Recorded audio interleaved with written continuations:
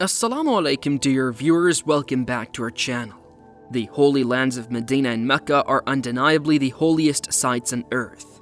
These places are sacred and blessed, and in order to worship their Lord and devote themselves fully to Him, millions of Muslims from all over the world, representing all racial and ethnic groups, come to Mecca and Medina. There are angels stationed at the borders of these pure areas, protecting them from the accursed Dajjal. Having angels as guards is truly an honor not given to anyone anywhere else on earth. Narrated of Anas bin Malik, the Prophet said, "There will be no town which a Dajjal will not enter except Mecca and Medina, and there will be no entrance of road of both Mecca and Medina, but the angels will be standing in rows guarding it against him. And then Medina will shake with its inhabitants thrice. In other words, 3 earthquakes will take place. And Allah will expel all the non-believers and the hypocrites from it." And when we talk about the blessed places on earth, then the whole area of Sham, which includes Palestine, Syria, Jordan, Lebanon, and parts of Turkey. Ibn Umar radiyallahu anhu reported the Prophet sallallahu alaihi wasallam as saying, "O Allah, bestow your blessings on our Sham. O Allah, bestow your blessings on our Yemen." Those present said, "And in our Najd, O Messenger of Allah," but he said, "O Allah, bless us in our Sham. O Allah, bless us in our Yemen." However, few of us are aware of the location which is a fitna for believers in a kingdom of Satan. This is the location where open black magic is practiced, where Allah's laws are proudly disregarded, and where witches and Satan are honored and accepted.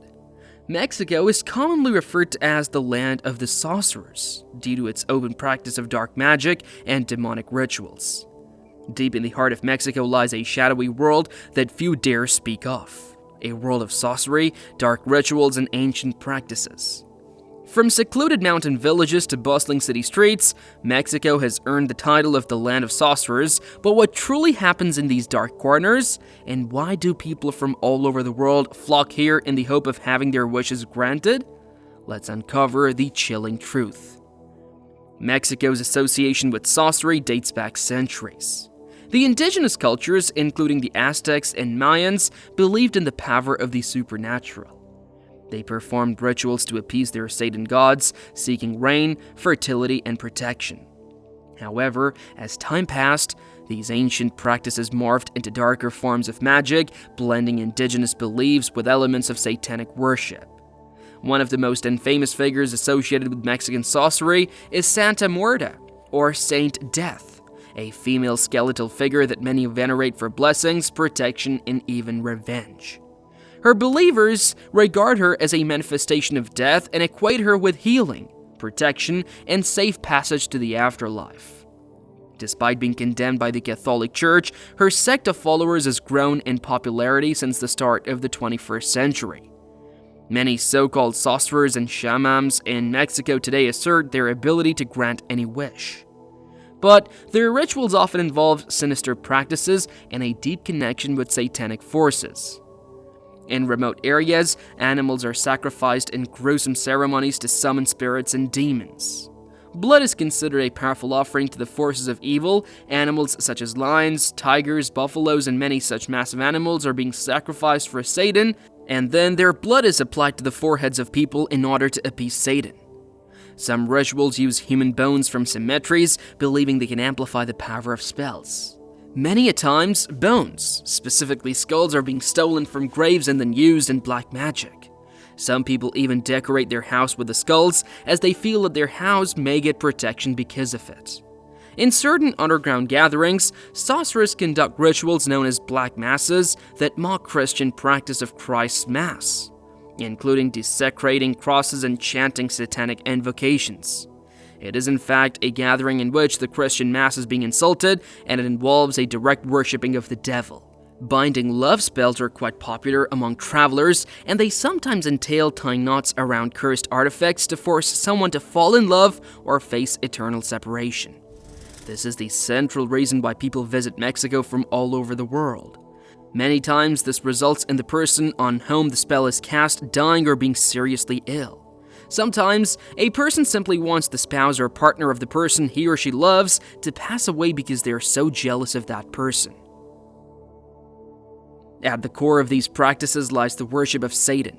Many rituals involve invoking demonic forces, offering sacrifices, and performing acts that directly oppose the commands of Allah and His Messenger. Satan uses these acts to deceive people, making them believe that their desires can be fulfilled through such evil means. Allah subhanahu wa ta'ala says in the Quran, "Surely the devils whisper to their human associates to argue with you. If you were to obey them, then you too would be polytheists." Through these rituals, people unknowingly, and many times knowingly, align themselves with Shaytan, falling deeper into his trap of false promises and ultimate destruction. Despite the obvious danger in being fully aware that these rituals and practices involve very dark magic and worshipping of Satan, people from all over the world travel to Mexico to partake in these dark rituals. Why? The answer lies in desperation and greed. Many believe that these rituals can bring them unimaginable wealth and influence. Sometimes it is true, and sometimes it isn't. The witches and sorcerers of Mexico promise those individuals that they will become rich and earn fame, but the truth is that in reality this involves serious sins like executing one's competitors. Some come to bind lovers or curse people they don't like. Some people who have been hurt in relationships or have failed to get their lover to love them back want that person to suffer or even die. There are also people who do these things because they believe they can fix terminal illnesses or break curses that they think were put on them. They put many heads that were bound by spells on their doors and even in their cars because they thought it would keep bad luck and accidents away. In fact, there are even open markets where one can buy the things that are necessary to do black magic. There are also discreet institutions where black magic is taught, and you can find tarot, card readers, and fortune tellers everywhere in the market. As a society, Mexican witchcraft and magic do so well that it does best when times are bad, and no one dares to cross paths with them. The government is afraid to take them down, even when the Catholic Church of Mexico is very against it. Many well-known politicians, musicians, and Hollywood celebrities pay regular visits to these places in order to get their wishes fulfilled. This is how Satan controls the people of Mexico, even though they don't know it. Mexico is one of the few places in the world where people can do the most private thing in public, even in the streets and other places.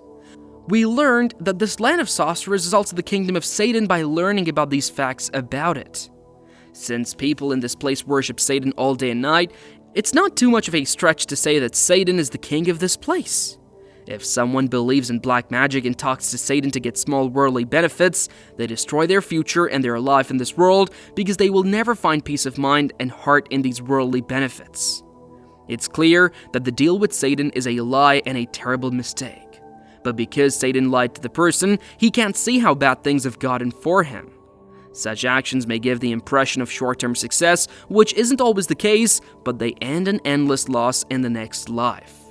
Allah subhanahu wa ta'ala says in the Holy Quran, "They instead followed the magic promoted by the devils during the reign of Solomon. Never did Solomon disbelieve, rather, the devils disbelieved. They taught magic to the people along with what had been revealed to two angels, Harut and Marut, in Babylon.